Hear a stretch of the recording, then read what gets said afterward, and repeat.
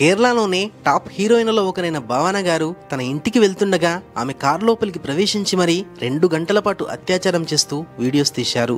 ఈ కేసులో కీలకమైన నిందితులు ప్రూఫ్స్తో సహా దొరికినప్పటికీ భావన గారికి ఎందుకు న్యాయం జరగడం లేదు. జస్టిస్ హేమా కమిటీ ఇచ్చిన రిపోర్ట్ ప్రకారం ఒక అమ్మాయి హీరోయిన్గా ఎదగాలంటే ఎంతమందితో కాంప్రమైజ్ అవ్వాలి, ఇలాంటి విషయాల గురించే ఈ వీడియోలో చెప్పబోతున్నాను.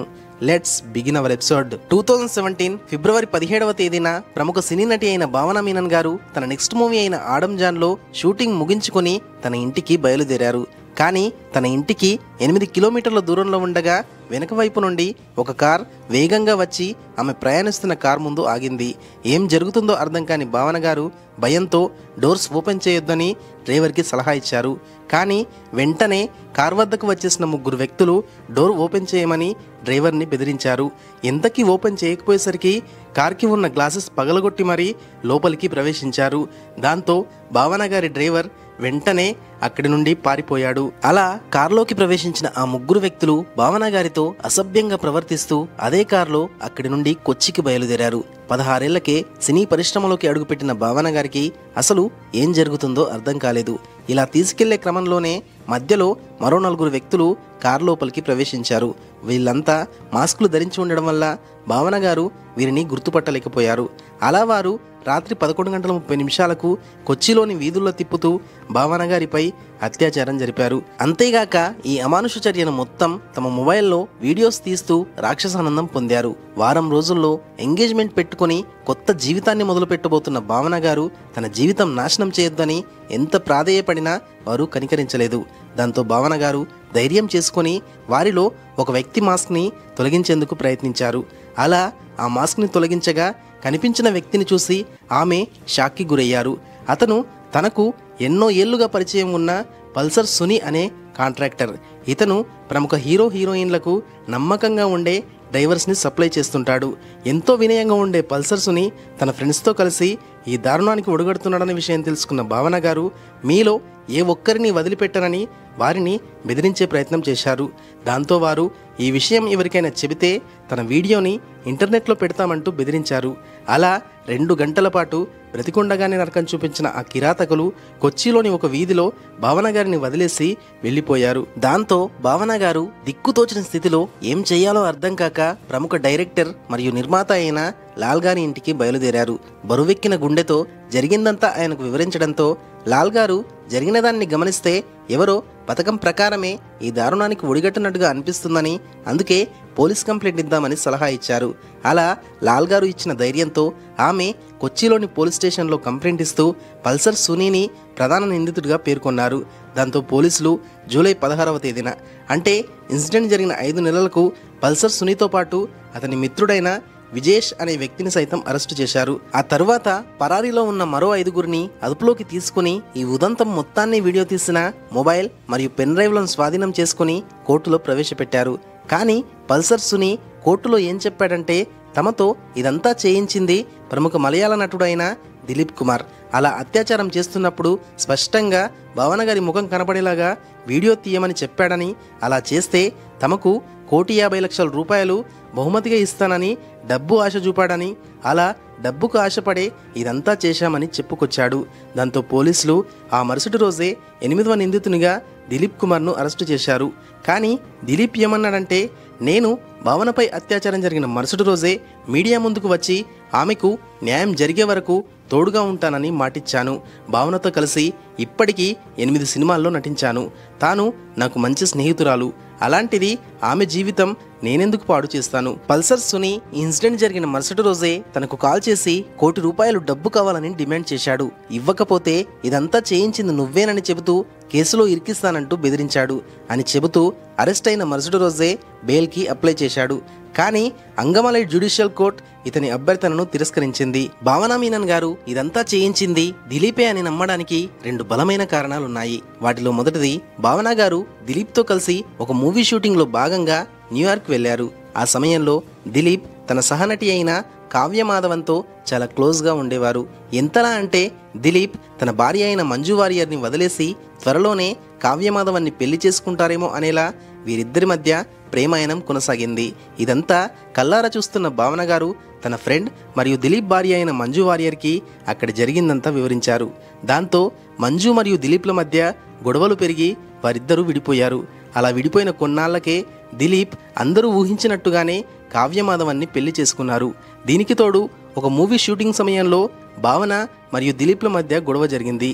అలా ఈ రెండు విషయాల్ని మనసులో పెట్టుకున్న దిలీప్ తనపై కావాలనే ఇలా అత్యాచారం చేయించాడని భావన గారు చెప్పుకొచ్చారు. నంబర్ 2, దిలీప్కి చిన్ననాటి స్నేహితుడైన బాలచంద్ర గారు ఒక ఇంటర్వ్యూలో మాట్లాడుతూ భావన మీనన్పై అత్యాచారం జరిపిన వీడియో దిలీప్ దగ్గర ఉందని, అతన్ని ఈ కేసు నుండి బయటపడేసేందుకు ఒక ప్రముఖ రాజకీయవేత్త సహాయం చేస్తున్నాడని, అంతేగాక దిలీప్ ఈ విచారణలో పాల్గొంటున్న పోలీస్ అధికారిని చంపేందుకు ప్రణాళికలు రచిస్తున్నాడని చెబుతూ అందుకు సంబంధించిన కొన్ని ఆడియో క్లిప్స్ని బయటపెట్టాడు. ఇలా బలమైన సాక్ష్యాల నడుమ కేసు కొనసాగుతుండగానే అరెస్ట్ అయిన 80 రోజుల తర్వాత దిలీప్కి బెయిల్ లభించింది.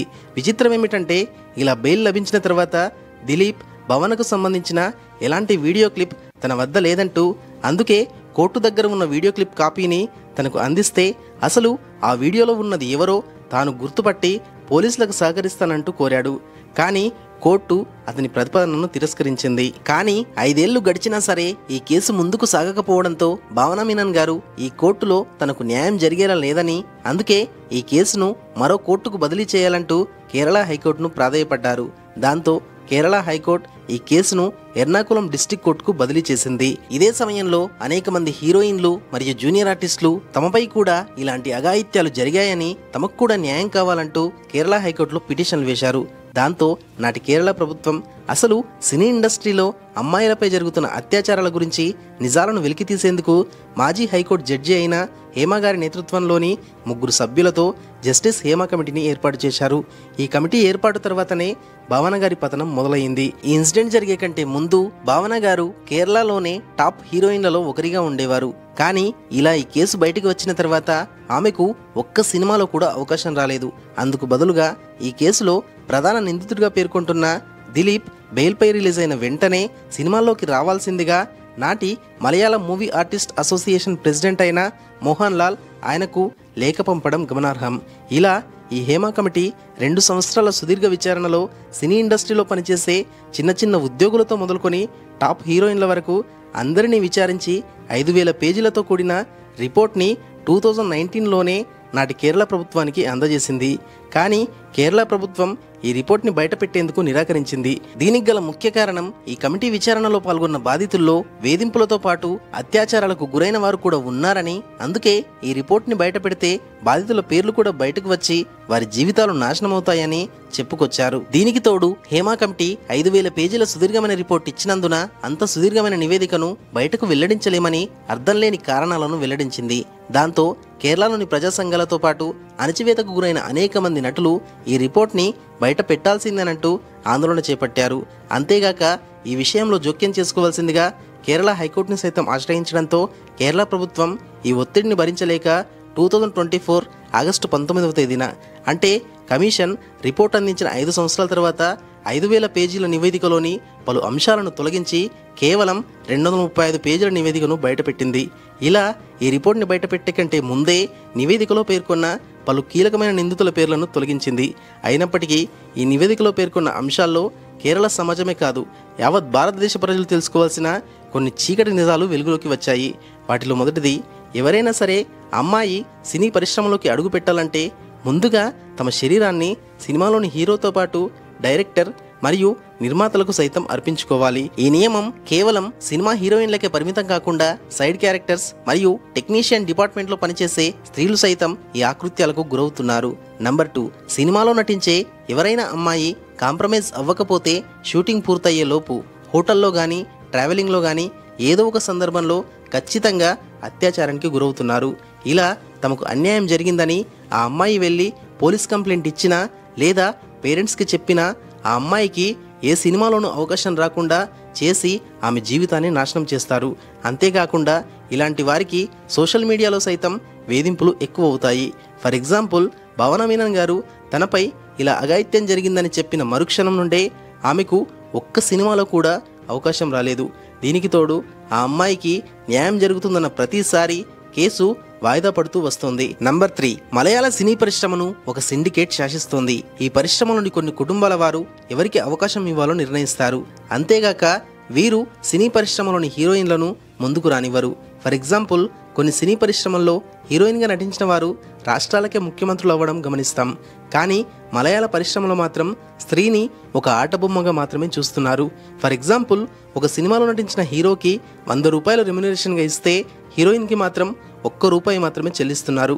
ఇదేంటని ప్రశ్నిస్తే వారిపై కక్ష సాధింపు చర్యలు చేపడుతున్నారు. నంబర్ 4, ఎవరైనా అమ్మాయి హీరోయిన్ గానో సైడ్ ఆర్టిస్ట్ గానో నటించాలంటే ముందుగానే వారితో ఒక ఒప్పందంపై సంతకం చేస్తారు. సినిమా పూర్తయ్యే వరకు ఎన్ని ఇబ్బందులు ఎదురైనా సరే ఆ అమ్మాయి సినిమా మొత్తం పూర్తి చేసేలా అందులో కండిషన్స్ ఉంటాయి. కాదని ఎవరైనా మధ్యలో వదిలేసి వెళ్ళిపోతే కోట్ల రూపాయల నష్టపరిహారాన్ని చెల్లించాలని కోర్టులో పిటిషన్లు వేసి బెదిరింపులకు పాల్పడతారు. నంబర్ 5, సైడ్ క్యారెక్టర్లు నటించే స్త్రీలకు కనీసం రూమ్స్ కూడా ఇవ్వకుండా వారిని ఫుట్పాత్లోనో లేదా రైల్వే స్టేషన్లలోనూ పడుకోమని సలహా ఇస్తారంట. అలాగే వీరితో టాయిలెట్స్ కడిగించడం, హీరో మరియు డైరెక్టర్ల యొక్క ఒళ్ళు నొక్కడం లాంటి పనులు చేయిస్తున్నారని ఈ కమిషన్ తన రిపోర్ట్లో వెల్లడించింది. నంబర్ 6, ప్రతిరోజు షూటింగ్ పూర్తయిన తర్వాత రాత్రి సమయంలో కొంతమంది సినీ పెద్దలు మత్తు పదార్థాలు సేవిస్తూ సైడ్ క్యారెక్టర్స్లో చేసే అమ్మాయిలను తమ ముందు నాట్యం చేయమని బలవంత పెడుతుంటారని అనేక మంది బాధితులు ఈ కమిషన్ ముందు తమ గోడును వెళ్ళబోసుకున్నారు. ఇలా ఈ నివేదికలో అనేక మంది పెద్దల పేర్లు బయటికి రానప్పటికీ కేరళ చలనచిత్ర అకాడమీ చైర్మన్ అయిన రంజిత్తో పాటు సిపిఎం ఎమ్మెల్యే అయిన ముఖేష్పై కూడా ఆరోపణలు వచ్చాయి. దాంతో కేరళ ప్రభుత్వం నిందితులపై కఠిన చర్యలు తీసుకొని బాధితులందరికీ న్యాయం చేస్తామని హామీ ఇచ్చింది. కానీ ఆ హామీని ఆశించినంతగా ఇప్పటికీ నెరవేర్చలేదు. నా ఒపీనియన్ ప్రకారం ఇలాంటి అత్యాచార ఘటనల్లో సత్వర న్యాయం జరిగినప్పుడే సామాన్యులకు సైతం మన న్యాయ వ్యవస్థపై నమ్మకం కలుగుతుంది. మరి భావన గారి విషయంలో ఆమెకు న్యాయం జరుగుతుందా లేక విచారణల పేరుతో మరింత కాలయాపన జరుగుతుందా? మీరేమనుకుంటున్నారు? మీ విలువైన అభిప్రాయాన్ని తప్పకుండా కామెంట్ చేయండి. మన వీడియోస్ని చాలామంది సెలెక్ట్ చేసుకొని ఎక్కువసేపు చూస్తున్నారు, కానీ మీరు లైక్ చేయకపోవడం వల్ల వీడియోస్ కొత్త వారికి రీచ్ అవ్వడం లేదు. ఒక వీడియో చేయడానికి నాకు దాదాపుగా 18 గంటలు టైం పడుతుంది. సో మీరు లైక్ చేస్తేనే నా కష్టానికి ప్రతిఫలం ఉంటుంది. సో ఒక 5000 లైక్స్ ఇచ్చి సపోర్ట్ చేస్తారని ఆశిస్తున్నాను.